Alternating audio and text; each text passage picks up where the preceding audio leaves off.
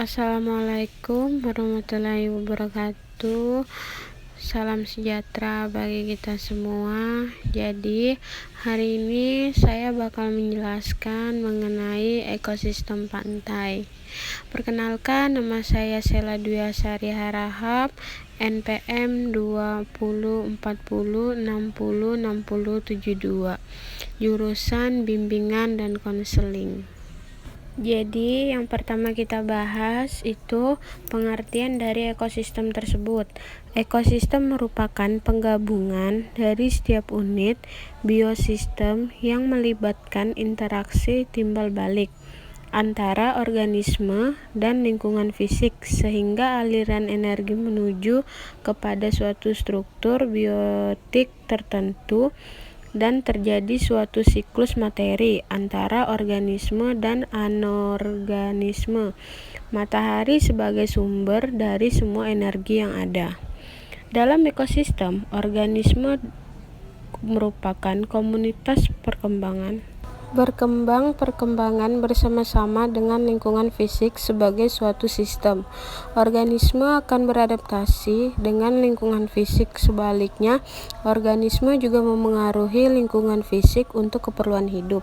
Pengertian ini didasarkan pada hipotesis Gaia, yaitu organisme khususnya mikroorganisme bersama-sama dengan lingkungan fisik menghasilkan suatu sistem kontrol yang menjaga keadaan di bumi cocok untuk di kehidupan kita. Hal ini mempengaruhi dan mengarah pada kenyataan bahwa kandungan kimia atmosfer dan bumi sangat berkembang dan sangat berbeda dengan planet lain dalam tata surya. Kehadiran, kelimpahan, dan penyebaran suatu spesies dalam ekosistem ditentukan oleh ketersediaan sumber daya serta kondisi faktor kimiawi dan fisik yang harus berada dalam kisaran yang dapat ditoleransi oleh spesies tersebut. Inilah yang disebut dengan hukum toleransi. Misalnya, panda memiliki toleransi yang luas terhadap suhu, namun memiliki toleransi yang sempit terhadap makanannya, yaitu bambu. Dengan demikian, panda dapat hidup di ekosistem dengan kondisi apapun asalkan dalam ekosistem tersebut terdapat bambu sebagai sumber makanannya. Berbeda dengan makhluk hidup yang lain, manusia dapat memperlebar kisaran toleransinya karena kemampuannya untuk berpikir dan mengembangkan teknologi dan memanipulasi alam. Selanjutnya kita bakal membahas tentang ekosistem. Terbentuknya ekosistem dari unsur lingkungan hidup yang memiliki dua peran, yaitu autotropik dan heterotropik. Autotropik merupakan peran unsur lingkungan hidup sebagai penyedia makanan secara mandiri dengan bantuan energi matahari. Sedangkan heterotropik merupakan peran unsur lingkungan hidup sebagai pemeroleh manfaat dari keberadaan makanan. Makanan yang dihasilkan dapat berupa bahan organik maupun bahan non-organik. Unsur lingkungan hidup yang menjadi pembentuk ekosistem yaitu abiotik, biotik, produsen, konsumen, dan dekomposer. Selanjutnya kita bakal bahas abiotik. Abiotik atau komponen tak hidup adalah komponen fisik dan kimia yang merupakan medium atau substrat tempat berlangsungnya kehidupan atau lingkungan tempat hidup. Sebagian besar komponen abiotik bervariasi dalam ruang lingkup dan waktunya. Komponen abiotik dapat berupa bahan organik, senyawa anorganik, dan faktor yang mempengaruhi distribusi organisme, yaitu suhu. Proses biologi dipengaruhi oleh suhu. Mamalia dan unggas membutuhkan energi untuk meregulasi temperatur dalam tubuhnya. Kedua, air. Ketersediaan air mempengaruhi distribusi organisme. Organisme di gurun beradaptasi terhadap ketersediaan air di gurun. Ketiga, garam. Konsentrasi garam mempengaruhi keseimbangan air dalam organisme melalui osmosis.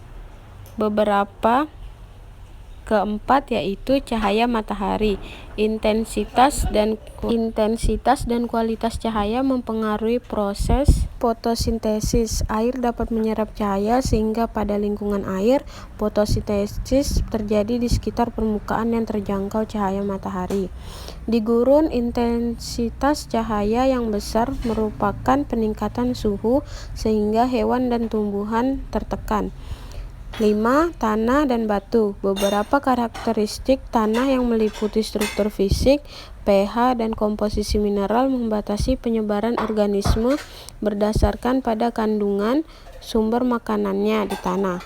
Yang terakhir yaitu iklim. Iklim adalah kondisi cuaca dalam jangka waktu lama dalam suatu area.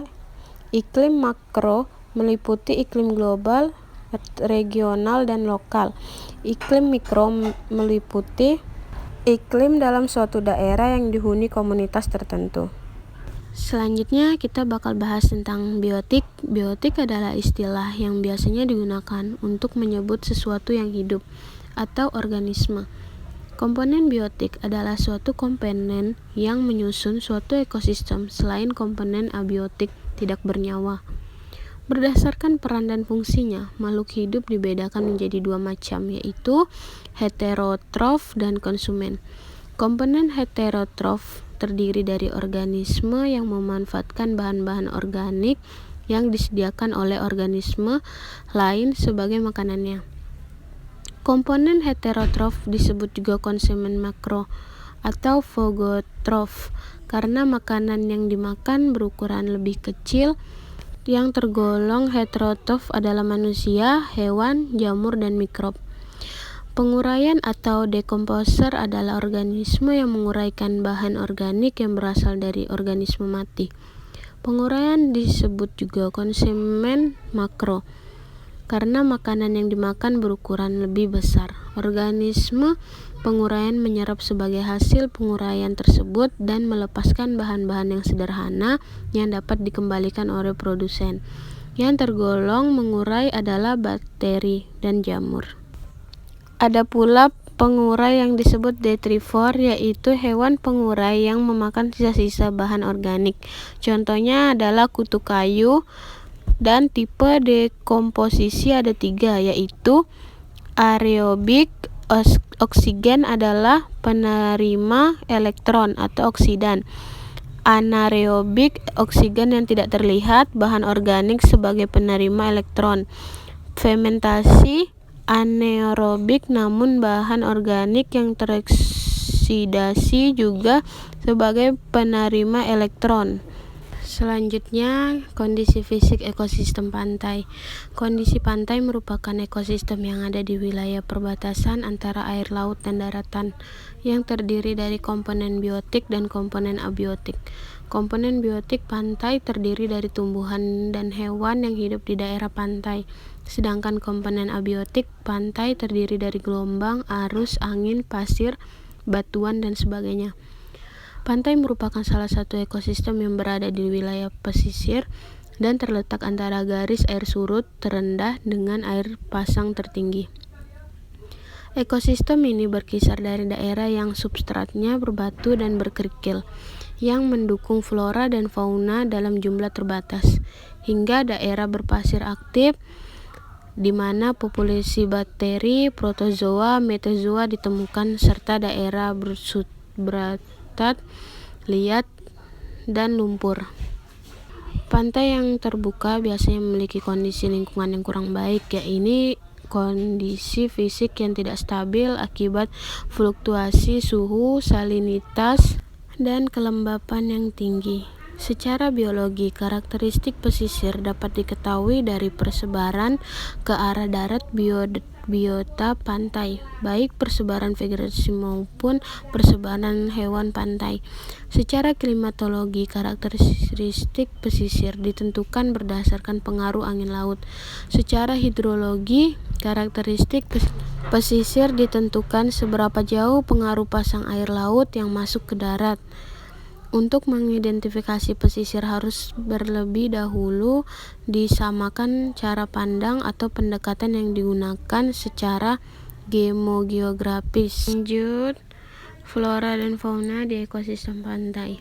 Tumbuhan pada hutan pantai cukup beragam. Tumbuhan tersebut bergerombol membentuk unit-unit tertentu sesuai dengan habitatnya.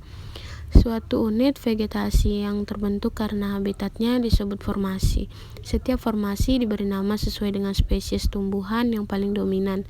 Organisme yang hidup di pantai memiliki adaptasi struktural sehingga dapat melekat erat di substrat keras. Di ekosistem pantai batu, yang merupakan ekosistem yang terbentuk dari bongkahan-bongkahan batu granit yang besar atau berupa batuan padas yang terbentuk dari proses konglomerasi, biasanya didominasi vegetasi jenis Sangasum atau Echuama. Sedangkan tumbuhan berbiji yang hidup di daerah ini beradaptasi pada habitat tanah berpasir. Sedangkan ekosistem pantai berlumpur yang terbentuk dari pertemuan antara endapan sungai dengan tumbuhannya adalah Dresimia, Secretaria, dan rumput laut, atau yang disebut Enhalus ochorides.